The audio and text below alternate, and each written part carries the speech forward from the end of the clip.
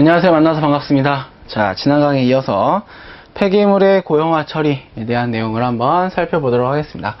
자, 고형화 처리라는 얘기는 뭐냐면은 이거를 갖다가 오염물질 이렇게 있어요. 근데 얘를 어디 못 도망가게 하려고 일부러 이 옆에다가 이렇게 캡슐 뭐 이런 여러 가지 방법을 이용해서 이렇게 쌓아버리는 겁니다. 그래서 쉽게 얘기하면 뭐 콘크리트 뭐 이런 데다가 가운데 넣고 다 덮어버리는 거예요. 이런 걸 갖다가 우리가 뭐라고 하냐면 고형화 이렇게 얘기를 하고요. 이 고형화 폐기물 고형화는 고형화제를 첨가하기 때문에 이 폐기물의 부피가 좀 커지는 그런 특성이 있습니다. 이 고형화 처리의 목적 같은 경우에 한번 보면은 이제 이 고형화를 시키고 나서 이 단단하겠죠? 뭐 어떤 건축이나 뭐 이런 거 할 때 거기다 이렇게 쌓아서 뭐 이렇게 흙을 흙이 이렇게 못 떨어지게 이렇게 뭐 한다든지 뭐 이런 것들로 이제 좀 사용이 가능하고, 그다음에 물리적으로 완전히 이제 고립을 시키는 거, 화학적으로도 안정을 시키고 뭐 자연계로 유출을 지연시키는데 못 나가게 하는데 그 목적이 있습니다. 하지만 이게 단점이 뭐냐면 아까 말씀드린 것처럼 부피가 증가하기 때문에 운반 비용이라든지 전체 처리 비용이 많이 증가하는 그런 특징을 갖고 있게 되겠어요. 폐기물을 안정화 고형화를 시켰을 때 폐기물의 전환 특성 뭐 보시면은 이 물리적 특성을 향상시킨다. 이동 이 표면적 얘가 이제 좀 줄어들게 되겠죠. 왜냐하면 큰 거 하나가 생기는 겁니다. 이만한 게 아니라 큰 거 하나가 생겨야 돼요. 그래서 이 표면적은 좀 줄어드는 그런 형태가 되겠고, 독성이 이제 감소되겠죠. 다 막아놨으니까. 그리고 취급하기 좀 쉬운 형태로 가게 되는 겁니다. 우리가 가루약 먹기 쉬워요, 불편해요? 먹기 불편해. 캡슐에다 넣었어요. 그럼 어떻게 됩니까? 먹기 수월하지. 이런 특성을 여기서 이야기를 하고 있습니다. 자, 다음 고형화 처리의 종류 및 특성. 자, 여기에서는 이 고형화 처리 방법 어떤 거를 지금 이야기하는지 이게 이제 좀 주로 나오고 있습니다. 그래서 제목에 대한 그 내용들 잘 좀 기억을 하셨으면 좋겠고, 먼저 유기성 고형화예요. 고형화긴 한데 유기성의 어떤 그런 물질을 이용한다. 뭘 가지고 하느냐? 이런 것들, 요소, 폴리에스테르, 아스팔트, 포르만 이런 걸 가지고 고형화를 하면은 유기성 고형화다 이렇게 얘기합니다. 그래서 얘 같은 경우에는 수밀성이 매우 크며, 즉 수밀, 물이 들어가지 못하게 한다. 방수 이렇게 생각하시면 좋겠습니다. 다양한 폐기물에 적용이 가능하고, 체적 증가는 뭐 다양하게 일어난다라는 거. 그리고 자외선에는 조금 약한 그런 특징을 갖고 있죠. 자, 그 다음에 무기성 고형화에서 수용성이 작고 수밀성은 좀 양호한 그런 편입니다. 그래서 뭐 시멘트, 석회, 포졸라 이런 것들이 이제 이 무기성 고형화에 이용이 되겠죠. 뭐 다양한 적용이 뭐 가능한 이런 특징을 갖고 있습니다. 자, 각각의 내용을 한번 살펴볼게요. 이제 시멘트법, 자, 쭉 설명이 있습니다. 거기에서 내가 정답을 시멘트법으로 고를 수 있는 그런 키워드, 포틀랜드 시멘트라는 게 있습니다. 얘를 사용한다. 가장 널리 이용되는 방법으로 얘를 사용한다. 이게 이 시멘트법의 가장 중요한 단어입니다. 중금속 폐기물 처리에 적합하다. 최대 강도를 나타내기 위한 물 시멘트 비율, 요게 좀 중요하다 이거죠. 이런 침전된다 되어 있는데, 이거는 이제 시멘트, 포틀랜드 시멘트에 대한 어떤 특성들이 좀 나와 있어요. 그래서 요 단어가 나오면은 시멘트법 이렇게 골라낼 수 있어야 되고요. 그 다음에 석회기초법이라고 있는데, 이 석회기초법을 내가 골라낼 수 있으려면 뭘 기억해야 되냐면, 석회와 포졸란과 함께 혼합하여, 특히 이 부분, 요게 이제 중요한 그런 내용입니다. 그래서 뭐 싸다, 널리 이용된다, 뭐 횟수가 뭐 필요치 않은 경우도 있다, pH가 좀 낮아지면서 용출 가능성이 높다, 이런 특징들까지도 같이 기억을 해두시면 좋겠습니다. 그 다음에 자가시멘트법이라고 있어요. 이 자가시멘트법의 키워드는 뭐냐면, 배연탈황 후 발생한 쓰러지를 처리할 때 배연탈황, S황 성분을 떼어내는 거죠. 이거에 이용하는 그런 방법이다. 그래서 혼합률은 낮고 중금속 저지에 효율적이다. 탈수가 필요 없고 보조 에너지가 필요하다. 이런 특징입니다. 자, 그 다음에 열 가소성 플라스틱법. 열 가소성이 있고요. 열 경화성이 있어요. 그러니까 열 가소성은 뭐냐면은 플라스틱에 열을 가했더니 얘가 촛농처럼 막 흐물흐물 거리는 거예요. 그걸 갖다가 우리가 뭐라고 하냐면 열 가소성이라고 하는 거죠. 그래서 녹인 다음에 그 안에다가 폐기물 넣고 굳혀버리면 이제 딱 되는 거예요. 그죠? 이게 열 가소성이고, 열 경화성은 이 플라스틱이 열을 가하게 되면 점점 줄어드는, 단단하면서 줄어드는 그런 성질을 열 경화성이다, 이렇게 이야기를 합니다. 자, 그리고 뭐 높은 온도에서 분해되는 물질은 원칙적으로 사용되지 않는다. 왜? 얘를 녹여야 되거든요. 그렇기 때문에 높은 온도는 조금 분해되는 물질은 좀 곤란하다. 뭐 피막 형성법, 유리화법, 유압 이런 것들이 있다라는 거. 자, 다음 유해 폐기물 처리 기술에서 용매 추출법에서 펜톤 산화법 두 가지를 좀 가지고 와 봤는데, 용매 추출법은 이런 겁니다. 자, 폐기물 내가 좀 골라내고 싶은 게 여기 있어요. 근데 얘는 지금 좀 골라내기 좀 힘든데, 이 친구랑 굉장히 친한 애가 여기 있습니다. 이렇게 돼요. 그러면 어떻게 되냐면 얘는 자연스럽게 요게 일로 쏙 들어가게 돼요. 녹아. 난 얘는 골라내기가 좀 쉬워. 그쵸? 이걸 갖다 우리가 뭐라고 하냐면 얘를 이런 용매에 의해서 이 오염물질을 추출해내는 그런 방법이다, 이렇게 얘기를 합니다. 용매 추출법이 이제 이렇게 되겠고요. 미생물로 분해시키기 어려운 물질이 함유된 폐기물 처리에 적합하다라는 거. 용매는 뭐예요? 회수가 좀 쉬운 걸 갖다 써야 돼요. 그래야지 제거가 되는 거니까. 그래서 용매를 어떠한 기준으로 우리가 선택을 해야 되느냐. 분배계수가 높아서 선택성이 클 것. 이거는 선택성이 크다는 얘기는 이 용매는 얘도 잡아올 수 있고 다른 애도 잡아올 수 있고 얘도 잡아올 수 있고, 여러 가지 한 친구가 여러 가지를 선택할 수 있는 그런 특징이 커야 된다라는 거. 물에 대한 용해도는 낮을 것. 그 다음에 끓는 점은 낮고 회수성이 높아야 된다. 이게 좀 중요하겠죠. 밀도가 물과 다를 것. 이것도 밀도가 물이랑 다름으로써 가라앉거나 뜰 텐데 그걸 이용해서 제거하는 그러한 방법입니다. 자, 펜톤 산화 우리가 앞에서 했어요. 이거는 그렇죠? 수질에서 펜톤 시약을 이용해서 유기물을 분해하는 그런 반응이에요. 펜톤 시약은 과산화수소와 천렴이다. 난분해성 유기물을 처리하는데 이용이 되겠습니다.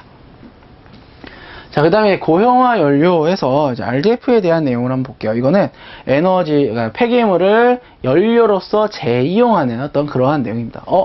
폐기물이 쭉 있는데 생각해 보니까 얘네들은 좀 탈 수 있는 애들이 있는 거예요. 그럼 걔를 갖다가 그냥 소각장에다 갖다 버리면은 그냥 뭐 가는데, 걔를 데리고 와서 내가 더 많은 온도를 올리기 위한 용도로 좀 사용을 해보자, 이런 거죠. 연료로서 사용을 하자, 이런 얘기입니다. 그래서 걔를 갖다가 RDF 이렇게 이야기를 하고요. 얘를 좀 가연성 물질만 골라와서 뭐 함수율, 불순 이런 것들을 좀 조절한 다음에 연료화 시킨 건데, 조금 가장 큰 문제가 있습니다. 이게 뭐냐, 이게 뭐가 들었는지를 모르겠는 거죠. 그러다 보니까 발열량이라든지 이런 게 조금 문제가 될 가능성이 있고, 또 한번 버린 걸 가져왔기 때문에 순수하다라고 좀 볼 수는 없어요. 그래서 어떤 재라든지 또 오염물질, 가스상의 어떤 물질들이 좀 많이 나올 수 있다. 그 다음에 이제 여기 수분이 있는 경우에는 쉽게 썩어요. 이런 특징들이 있게 되겠습니다. 그래서 이러한 것들에 대한 좀 내용을 생각을 하고 RDF를 만들어야 되는데, 뭐 어떠한 구비 조건을 가지고 RDF를 만들어야 되느냐. 열량이 일단 높아야 되고, 대기오염 적어야 되고, 균일해야 되고, 함수율 낮아야 되고, 염소 함량 이거 뭐예요? 다이옥신이 염소 때문에 생겨요. 그래서 이 다이옥신을 줄이기 위해서는 염소 함량이 낮아야 됩니다. 균질해야 되고, 미생물의 분해가 불가능해야 돼요. 내가 좀 지금 당장 안 쓰고 쌓아놨더니 한 달이 해보니까 다 없어졌어. 미생물 때문에. 이러면 안 된다, 이 얘기지. 재해 함량은 낮아야 된다. 이러한 특징들이 이 RDF의 구비 조건이 되겠습니다. 자, RDF를 이용한 소각로의 특징, 뭐 이러한 특징 한번 읽어보시고, 자, 다음은 테비아입니다. 테비아.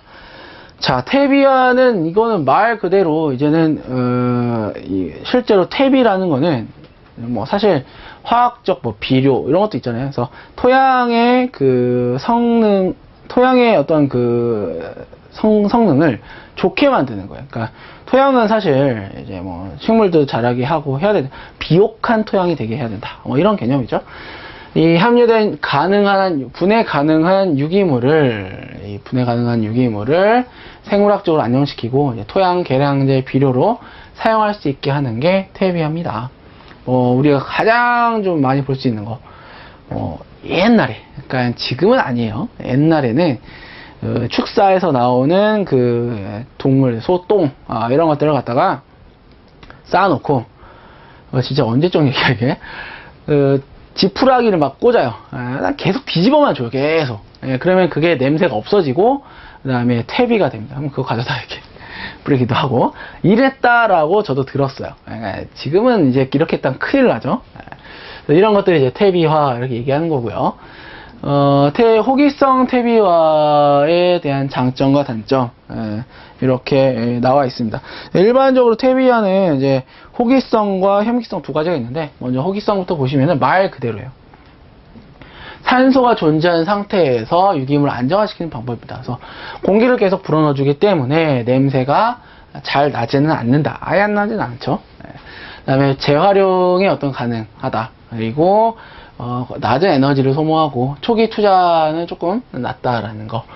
병원균이 살균할 수 있다. 단점은 뭐냐면 얘는 비료로서의 가치가 좀 낮아요. 그러니까 처리는 좀 잘 되는데 비료로 쓰려니까 잘 안 돼. 그렇죠? 시장 확보에 어려움성이 있고 부지런성 까다롭고 악취가 발생하고 공기 주입 장치나 교반 장치가 필요하다라는 게 호기성 퇴비화에 대한 내용입니다. 자, 혐기성 퇴비화는 뭐냐면은 산소가 부족한 상태에서, 그쵸? 혐기성이니까 미생물의 분해 작용에 의해서 진행된다라는 거. 특징은 악취는 높지만, 악취 발생이 높지만 메탄이라는 게 형성돼요. 자, 뭐랑 똑같습니까? 우리가 수질 환경에서 이 혐기성 소화, 호기성 소화 이런 얘기를 했었는데 그거랑 좀 비슷한 개념이다. 이렇게 보시면은 되겠습니다. 그리고 얘는 퇴비의 질이 높다. 그러면 내가 이걸 퇴비 비료로서 쓰려면 얘를 선택해야 되겠죠? 이런 특징이 있어요. 자, 이 퇴비 공정 보통 3에서 한 달 걸린다 보는데 전처리 단계, 그다음에 발효, 양생, 마무리 저장 이 단계로 이제 간다고 해요. 그래서 초기 단계, 고온 단계, 숙성 단계 거쳐서 각각의 내용들이 나와 있는데 온도를 보고 이 지금 단계가 어느 단계인지 가장 쉽게 우리가 알 수 있습니다. 그래서 퇴비화의 어떤 진행 정도나 이런 것도 여러 가지 있어요. CMB라든지 함수율이라든지 온도가 있는데 그 중에서 가장 우리가 쉽게 알 수 있는 건 뭐예요? 온도죠. 그래서 온도가 어느 정도이다 라고 했을 때 이건 지금 진행되는구나. 지금 퇴비가 끝났구나. 이걸 알 수 있다. 자, 퇴비가 이제 토양에 어떤 어떤 영향을 미치느냐, 사실. 수분 보유 능력을 굉장히 중요하죠. 토양이 갖고 있는 수분량이 늘어나게 되면은, 뿌리가 이제 좀 이렇게 수분이 잘 공급되면서 식물이 잘 자라요. 그죠? 양이온 교환 능력이 증가된다. CEC라고 하는데, 얘가 이제 증가되고요. 중금속이 제거되면 통기성이 향상돼요. 토양이 좋아진다. 가용성 무기질소 용출량은 감소시킨다. 즉, 가용성 질소. 얘는 식물이 가용성이니까 사용할 수 있는 질소잖아요. 그래서 얘를 가져다가 먹고 살아야 되는데 얘가 밖으로 나가는 거를 얘가 감소시켜준다. 이런 얘기입니다. 뛰어난 통기, 토양 계량제고 병원균 이런 것도 거의 없다라는 거. 자, 그리고 퇴비화가 진행되는 동안 CMB는 30에서 50 정도가 적당하고 퇴비화가 완성되면은 CMB는 10에서 20 정도로 이제 낮아지게 되는 그런 특성을 갖겠습니다. C와 N의 B가 낮아지기 때문에 뭐예요? 질소의 비율이 상대적으로 높아진다. 이렇게 볼 수가 있는 거죠. 자, 그러면 퇴비화에 영향을 미치는 인자 보시면은 어느 정도가 적당하냐. 크게 우리가 CMB, 그 다음에 온도, pH, 수분 봅니다. 자, 여기에서 각각의 숫자들 잘 기억을 하셔야 돼요. 시작될 때, 퇴비화가 시작될 때 CMB는 30에서 50이 적당하고요. 그 다음에 끝나면 10에서 20으로 감소합니다. 온도는 50에서 60으로 시작하는 게 적당하고 pH도 6에서 8, 수분도 50에서 60%예요. 이렇게 시작을 해줘야 좋은 형태가 잘 퇴비화가 되는 그런 환경이 되겠습니다. 자, 혼합 퇴비, 폐기물과 슬러지를 섞었을 때 장단점 나왔는데 CMB 조정이 가능하다. 그 다음에 폐화제로서 많이 사용되고, 그 다음에 미생물 접종 효과, 벌킹 에이전트 역할을 한다. 이런 어떤 내용들이 있어요. 참고로 여기는 보시면 좋겠습니다. 자, 그 다음에 간혹 가다가 이런 제가 질문을 받은 적이 있어요. 여기서 벌킹 에이전트라는 게 나오는데, 여기서 팽화제죠. 팽화제, 결국 우리나라 한국말로 하면은 이게 수질 환경에서 슬러지 팽화와 관련된 내용을 이제 생각을 하시는 경우가 있는데, 이건 뭐냐면 이 구멍을 뚫어준다 이렇게 생각하시면 돼요. 이 공기가 들어가고 나가고 하는 구멍을 열어주는 어떤 그러한 물질 역할을 하는 에이전트, 뭐 성상 이런 역할을 하는 어떤 물질입니다. 그래서 톱밥, 그 다음에 낙엽, 여기서 얘기하는 뭐 나무, 뭐 이런 것들이 이 팽화제, 이 통기성 계량제로 많이 사용이 되고 있어요. 보시면은 이렇게 되겠습니다. CMB도 조정되고 공기도 잘 왔다 갔다 하게 해주는 그런 역할을 하죠. 그래서 소나무, 톱밥, 혼합종이, 낙엽, 잡초, 분유, 활성술 이런 것들이 이제 CMB를 조절하는, 또 통기성을 조절하는 팽화제를 혼합하면은 이렇게 된다라는 그런 요건이고, 팽화제의 조건 참고로 읽어보시면 되겠습니다. 자, 그 다음에 슬러지 처리를 한번 볼게요.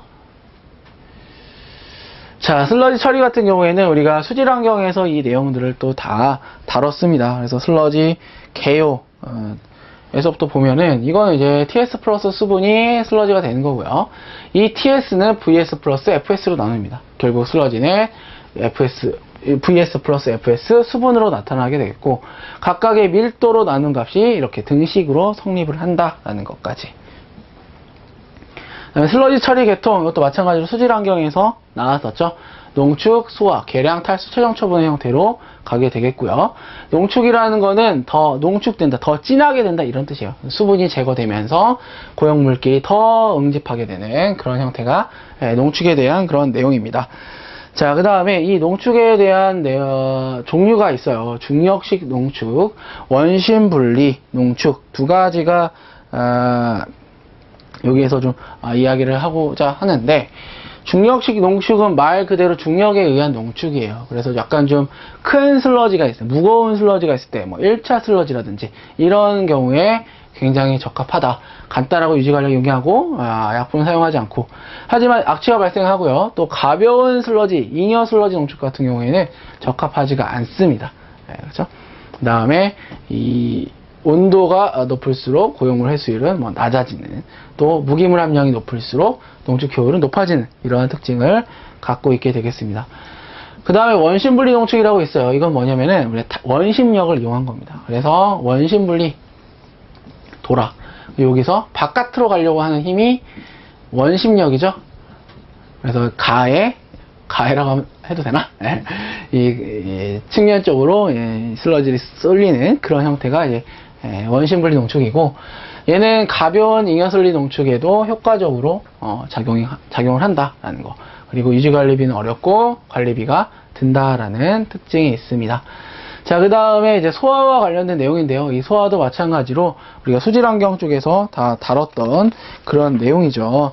소화조의 어떤 그 목적, 소화의 목적은 안전화, 감량화, 안전화 이렇게 되겠고, 이 중에서 우리가 좀 많이 중점적으로 두는 것은 감량화, 전체 슬러지의 부피를 줄이는데 얼마만큼 기여를 하는가가 아주 중요한 그런 내용이고요. 소화조 설계식 고려사항에서 나왔는데, 소화조의 성능 계산, VS1 per FS1 분의 VS2 FS2 해서 1에서 빼주면 되죠.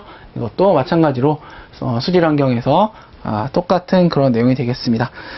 자, 혐기성 소화와 이제 호기성 소화 두 가지가 있어요. 사실 소화는 이제 호기성 소화보다는 혐기성 소화를 좀 더 많이 사용을 하고 있죠. 혐기성 소화에 대한 내용을 한번 살펴보면은, 호기성 소화에 대한 먼저 내용을 한번 살펴보면은, 처음에 말 그대로 이제 소화를 할 때 산소를 불어넣어 주는 거예요. 그래서 시공비는 낮고 처리된 슬러지 악취가 나지 않고, 하지만 요 같은 경우에는 조금 탈수성이 떨어지는 경우가 있죠. 그렇죠? 그리고 BOD의 제거는 조금 더 좋습니다. 상징수 BOD 농도 낮다라는 얘기는 유기물의 제거가 혐기성 소화에 비해서는 잘 된다 이렇게 볼 수가 있기 때문이에요.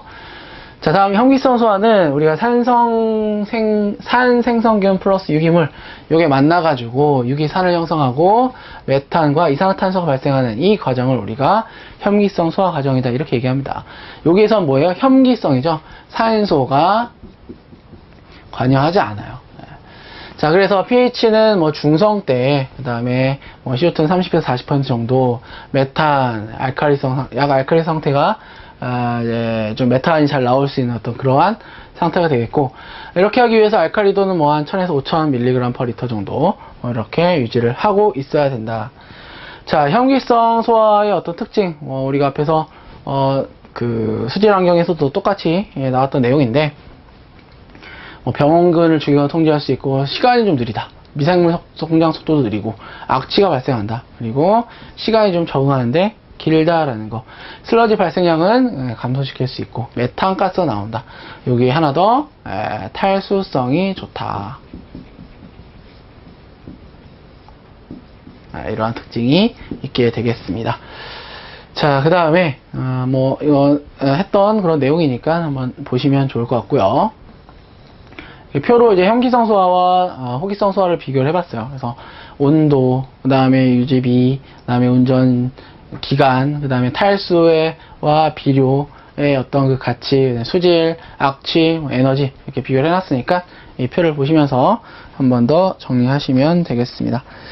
자, 그 다음에 계량인데요. 계량은 이제 탈수성을 향상시키기 위한 전처리 방법이다 이렇게 보시면 되겠고, 그래서 약품, 그 다음에 열처리, 세정, 동결 이런 것들이 계량에 해당하는 그런 내용입니다. 자, 그 다음에 탈수인데 여기서도 말 그대로 이제 원심력을 이용한 탈수, 벨트 프레스, 뭐 여러 가지 탈수 방법들이 있어요. 하지만 여기서 좀 제일 중요한 거는 또 함수율이 변화했을 때 슬러지 부피가 어떻게 바뀔 것인가, 이거에 대한 내용인데, 이것도 우리가 앞에서 수질 환경에서도 다 했었던 그런 내용이 되겠습니다. 자, 다음 소각이죠. 슬러지 소각 같은 경우에는 뭐 장점은 위생적이다, 부패성이 없고, 뭐 탈수케이크에 대한 혐오감이 적거나 체적이 많이 감소한다. 그다음에 단점으로는 대기오염에 대한 생각을 해야 되죠. 그래서 이것은 우리가 폐기물의 어떤 소각과 관련해서 나왔었던 그런 내용이랑도 많이 겹칩니다. 그래서 소각이라는 어떤 공정이 있어요. 여기에다가 뭘 집어넣을 거냐에 따라서 슬러지 처리가 되는 거고, 또는 폐기물의 소각이 되는 거고 달라진다 이 얘기예요. 그 안의 내용은 같다. 자, 그 다음에 이제 분뇨의 처리 방법에 대한 내용입니다. 분뇨의 처리 방법도 마찬가지예요. 분뇨는 뭐라고 얘기할 수 있냐면, 슬러지 중에 사람의 분과 요로 이루어진 슬러지를 우리는 그냥 분뇨다 이렇게 얘기합니다. 그래서 슬러지 처리하는 방법과 거의 동일하게 간다라고 생각을 하시면 좋을 것 같고, 안전화, 감량화, 안정화, 이게 이제 기본적인 목표가 되겠죠. 그다음에 분뇨의 어떤 정화조라고 있어요. 우리가 이제 사용을 한 이 분뇨가 모이죠, 정화조로. 그러고 나서 걔가 이동을 합니다. 부패, 산화, 소독 이런 단계를 거치면서 정화조가 운영이 되고 있고, 자, 여기에서 임호프 탱크라고 있는데, 이게 사실은 옛날에 쓰던 건데 지금 안 나오거든요. 스컴실, 소화실, 침전실 이 세 단계에 걸쳐서 이 분뇨를 처리했었던 그런 방법이고, 침, 이 앞에 글자 따면서 이 임호프 탱크라는 거, 이 세 가지 실로 구성되어 있다라는 거 잘 기억을 해주시고, 또 하나 방법이 있는데 그게 뭐냐, 습식 산화법, 진머만 공법, 진머만 프로세스 이렇게 얘기합니다. 이거의 특징은 뭐냐면 고온 고압이에요. 고압. 그래서 슬러지 어떤 처리하는 방법 중 고온 고압 하에서 하면은 진머만 공법, 얘를 골라내시면 되겠습니다. 습식 산화법 이렇게도 이야기를 하죠. 그래서 이렇게 높은 압력과 온도와 압력에서 슬러지를 산화시키는 그런 방법이 진머만 공법, 습식 산화법 이렇게 되겠습니다. 참고로 악취를 처리하는 방법에서 물리적, 화학적, 생물학적 처리 방법 쭉 나왔는데 이런 방법이 있구나 참고로 보시면 좋을 것 같아요. 자, 여기까지 해서 이번 강 마치도록 하고요. 다음 강 이어서 뵙도록 하겠습니다. 감사합니다.